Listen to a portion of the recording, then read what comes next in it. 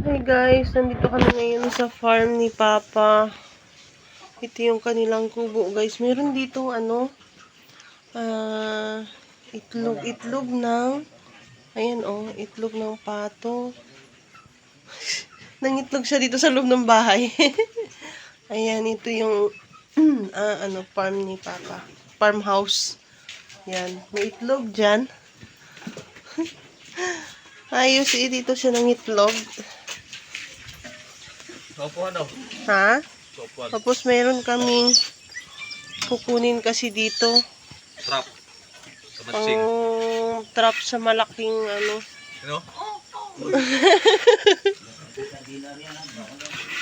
pang trap ng daga. Diba? Sa daga pala yan? Oo, pang trap sa daga. Marami kasing daga doon sa bukid. Pang gripante. Yan. Pang trap yan sa daga. Ano ito Ay, tanong yung pinya mo. Uy, yung pinya Kaninang pinya ito? Kay kuya ata to? Kay kuya yan pa? Dito kasi kami sa kabilang farm. Dito sa kampo. Namasyal kami guys. Tapos punta tayo dito guys sa baba. Kamukha nila laki. Kamukha sila, magnanay sila eh. Ay, gano'n? Oo. Nanay niya yan eh.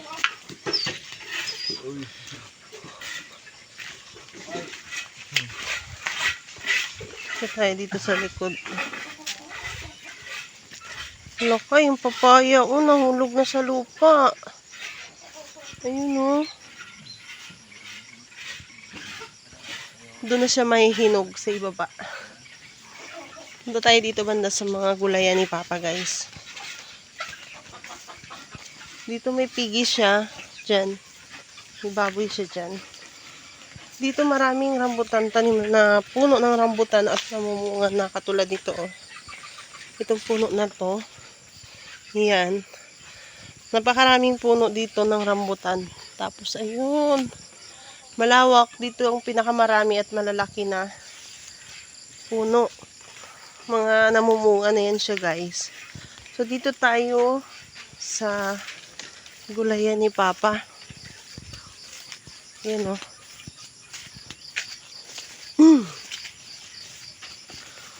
Ito mga upo guys. Ayan. Ito upo.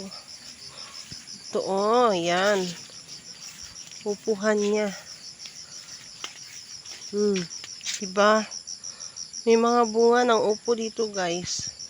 Ngayon lang ako nakabalik dito kasi nga lagi kami sa Dumaraw. So ito.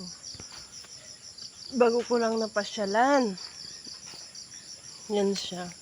Ito yung farm namin dito sa kabila. Yan diba? Mas maganda dito guys, kaya lang maliit yung maliit yung area dito, maliit yung lupa nila Papa dito, wala nga to 1 hektarya. Unlike dun sa kabila, dun sa bukid namin doon sa Dumaraw. Parang nasa 6 na hektarya. So, pinupuno namin ng tanim dito kasi ay talagang punong-puno na ito guys. Wala na ditong mapagtaniman tulad niyan. At sa ang part dito ay mayroon ng nakatanim. Ayan siya guys.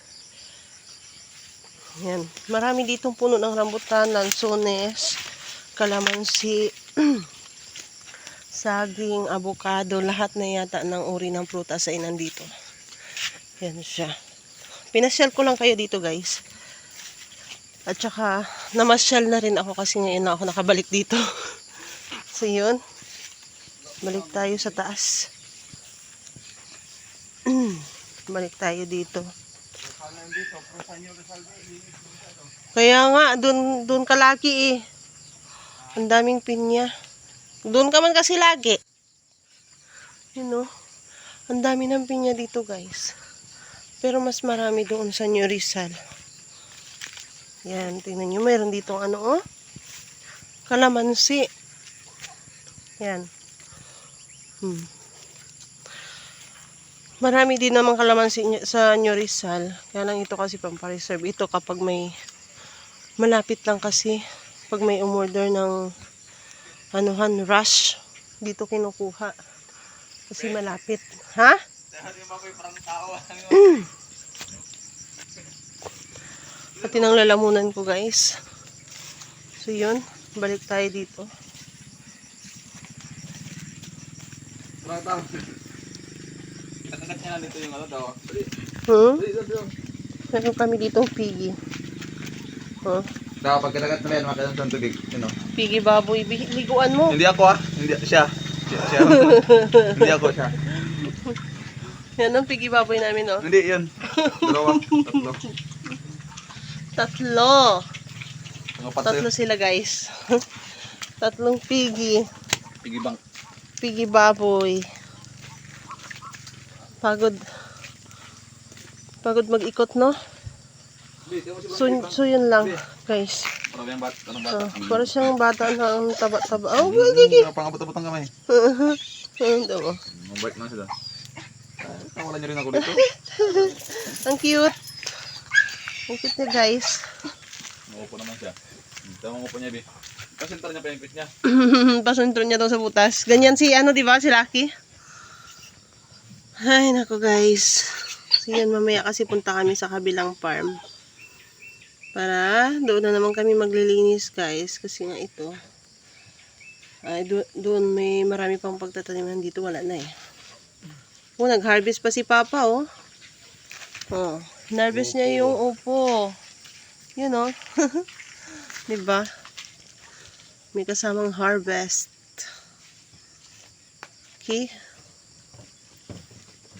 Yun, guys. Bye. Kamay-kamay siya.